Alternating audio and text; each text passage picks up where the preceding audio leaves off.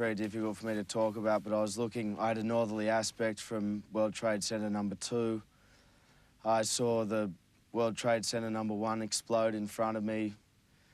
I've got no idea of the time. I just knew that everybody on my floor was going crazy, and I had an instinct to find my way to a stairwell, which I did.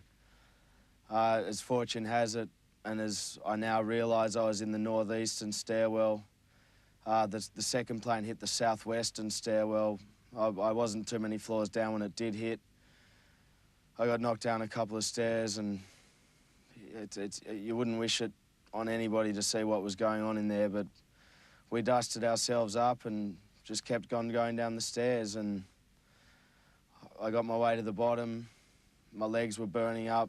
Luckily, I stay rather fit, and people were helping each other down the final 30 flights, and I got out, and we just kept going. And I remember there was a carpenter or a tradesman of some description who had a two-way radio who said it was a plane that hit #1, and everybody breathed a sigh of relief. Everybody pictured maybe a twin-engine Cessna hitting the building in mistake.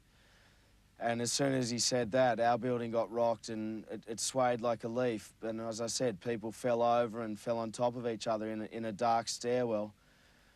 And then the same guy, who I wish I could see him and thank him because he was a pillar of strength, he just started telling people that was the fuel tanks in the other building explode, and everybody believed it and kept going. And there were people screaming, but the majority of people were saying, it's one step at a time. And I'll never forget the piles of shoes at each turn, because people were throwing off their shoes and leaving their bags behind, just trying to get out.